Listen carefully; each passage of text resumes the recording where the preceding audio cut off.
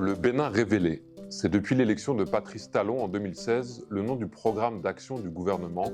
Son volet touristique a pour ambition de faire du littoral situé entre Cotonou et Ouidah une destination prisée pour le tourisme balnéaire, mémoriel et culturel. Un projet dont l'objectif affiché est l'amélioration des conditions de vie de chacun. Afin de réaliser ce projet, l'État a dû procéder à des expulsions massives de personnes qui habitaient sur les lieux des projets touristiques. Depuis 2021, plusieurs milliers de personnes sont concernées. Rien qu'à Fénion 1, un quartier de pêcheurs qui était situé en première ligne face à l'océan, plus de 3000 personnes ont été expulsées selon une estimation d'un collectif du quartier. Fénion 1 occupait un espace d'un peu moins de 15 hectares et était principalement habité par des communautés de pêcheurs qui avaient déjà été expulsés du site de l'actuelle présidence de la République dans les années 50. À la suite d'un incendie dans le quartier, des travaux de lotissement avaient été ordonnés par les autorités et à la suite de cela, des fiches de recasement avaient été données aux habitants, attestant donc de leurs droits sur ce nouvel espace. Mais en 2006, une zone comprenant le quartier de Fénion 1 a été déclarée d'utilité publique dans le cadre de la construction de la route des pêches. Le quartier était donc menacé de destruction, mais la route des pêches a finalement contourné le quartier, comme nous l'explique Marc Akponon, président d'un collectif de défense des droits des habitants de Fénion 1. Si on a détourné la route des pêches comme ça, parce que ces endroits-là n'étaient pas occupés. C'est seulement ici là qui a occupé. Donc au lieu de passer par ici, ils ont détourné la route des pêches qui est passée aujourd'hui comme ça. Et c'est là on a pu sauver cette population-là qui ne devait pas quitter. Les habitants se pensaient donc sauvés, mais les nouvelles autorités ont considéré que l'installation des habitants de Fénion 1, qui avait été légalisée par le passé, était désormais illégale. Le 12 juin 2021, ils prennent connaissance sur les réseaux sociaux d'un communiqué qui leur ordonne de quitter les lieux dans un délai de 7 semaines. Quand nous avons vu ça, nous avons dit, nous allons nous rapprocher des autorités pour savoir ce qui se passe et nous expliquer. C'est comme ça que nous avons initié des correspondances. Le collectif a été reçu par le préfet, le ministre du Cadre de Vie, le médiateur de la République, ainsi que par un représentant du ministre de la Décentralisation. Ils n'ont malheureusement eu aucune réponse permettant la suspension des expulsions.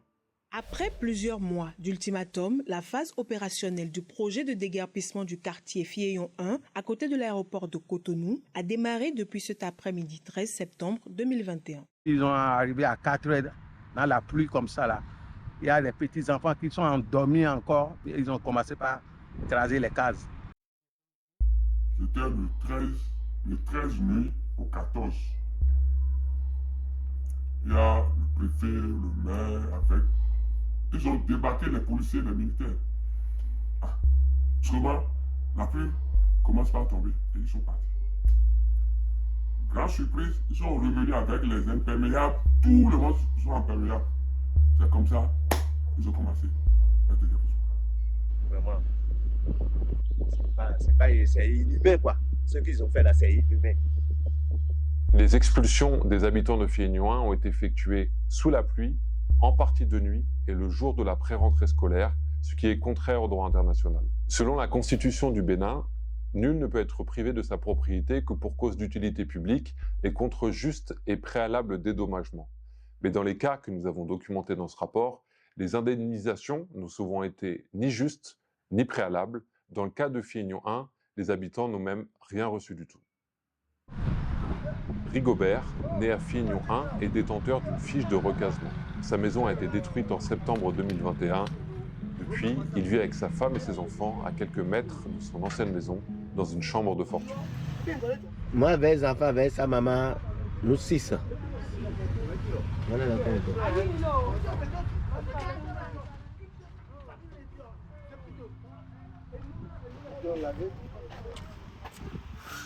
la douche. Ça, c'est bon, ça. Ça c'est bon, ça. J'ai quitté au Gabon. J'ai fait 13 ans au Gabon.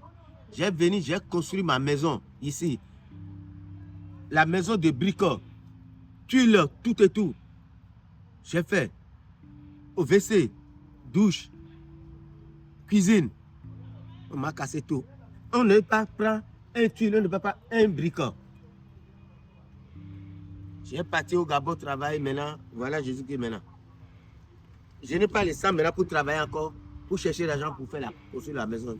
Je vais trouver l'argent où?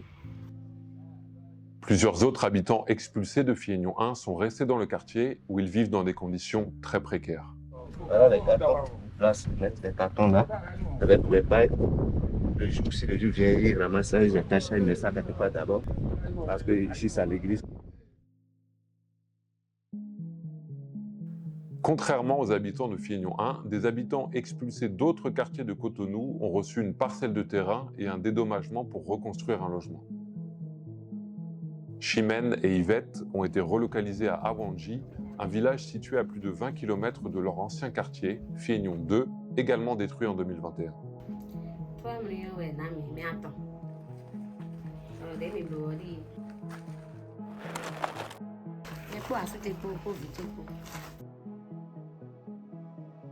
Les réinstallations doivent normalement répondre aux critères du droit à un logement convenable, notamment l'accès à l'eau, à l'électricité, à l'assainissement, mais ce n'est pas le cas aujourd'hui.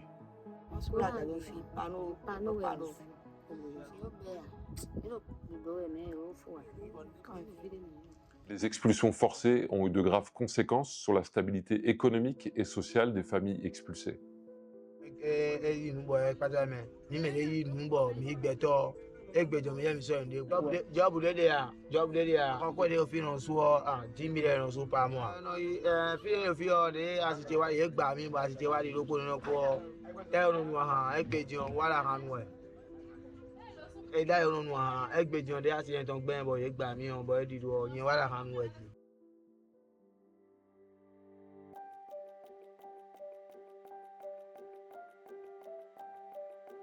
Contrairement à Fiegnon 1, l'expulsion des habitants du quartier de Vlakodji n'est pas directement liée au développement touristique du littoral.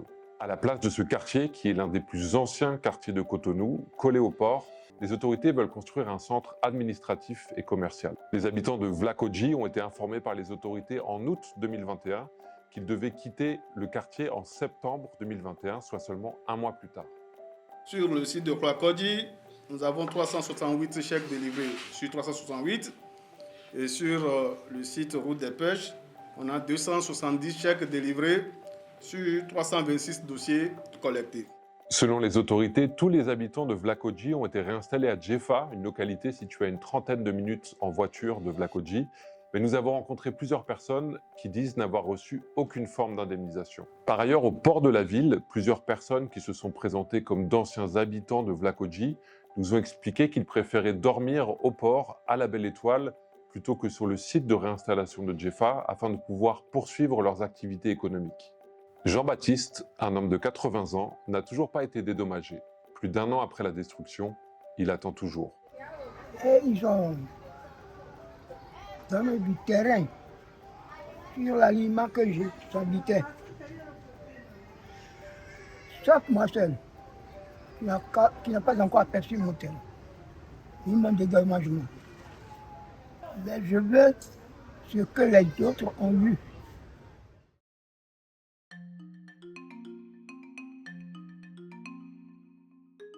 Le village d'Avlekété, dans la commune de Ouida, est l'un des projets touristiques phares du Bénin révélé. Sur ce site naturel d'exception, entre océan et lagune d'eau douce, il est prévu la construction d'une station balnéaire avec plusieurs hôtels.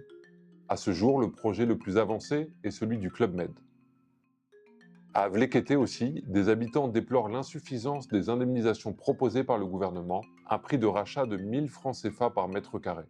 On ne comprend plus rien parce que comment le terrain qui est déjà à 2 500 000 à 3 millions, aujourd'hui l'État va nous dire qu'il va nous payer cela à 500 000. Vraiment, ça ne va pas. Ça ne va pas du tout. Si l'État même, il peut revoir ça, ce serait une bonne chose pour la population d'Avlekété. Tout ça là, ils vont prendre ça. Parce qu'ils ont déjà déposé les plaques de Tourjan pour récupérer nos biens.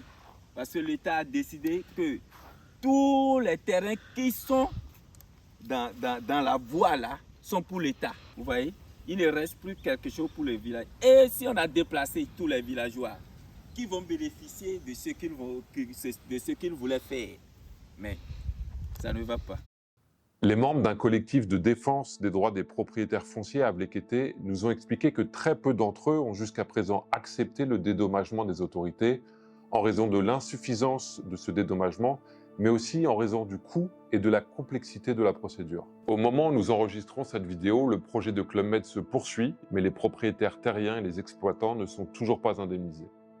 Ils nous ont dit que récemment, payés ou pas, ils vont commencer leur travail et puis ils vont construire ce qu'ils ont à construire. On a dit qu'on veut développer le village et on va développer le village sans nous, point d'interrogation. Et là où nous sommes maintenant, c'est sur un terrain que j'ai hérité chez mon papa.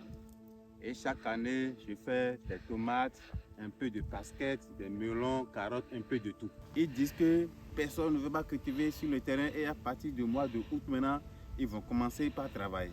Or, c'est dans le mois de août que nous autres aussi, on commence par cultiver encore le terrain parce qu'on attend le moment de la pluie maintenant. Si on arrache le terrain maintenant, qu'est-ce qu'on peut faire pour nourrir nos enfants? Le gouvernement souhaite également faire du Bénin une destination phare du tourisme mémoriel et culturel en Afrique, en mettant notamment en avant le passé esclavagiste de la ville de Ouidah et la culture vaudou. Cependant, les projets touristiques font parfois peu de cas de sites locaux à caractère spirituel très importants pour les habitants. Le chef suprême de la divinité qu'on appelle Avlekété Kouno vient dans la forêt pour faire ses cérémonies. Et maintenant, et si l'État détruit la forêt, ça va agir sur les gens du village Avlekété. Le droit à une indemnisation juste et préalable n'est reconnu par le droit béninois que dans le cas d'expropriation. Or, le droit international dit très clairement que même les personnes qui ne sont pas propriétaires ont droit à cette indemnisation juste et préalable. Si l'on résume, dans les cas de Djegbadji, d'Avlekété et de Vlakodji, les habitants n'ont souvent pas reçu d'indemnisation juste et préalable, et dans le cas de Fiegnon 1, les habitants n'ont rien reçu du tout. Toutes ces situations constituent des violations du droit international. Nous demandons aux autorités béninoises, d'une part, à ce que le droit béninois soit modifié afin d'être conforme au droit international concernant la question des expulsions forcées. D'autre part, nous demandons à ce qu'une commission d'enquête indépendante soit créée afin d'évaluer les conditions dans lesquelles les habitants de tous ces quartiers et villages ont été expulsés et afin de remédier aux manquements qui seront constatés.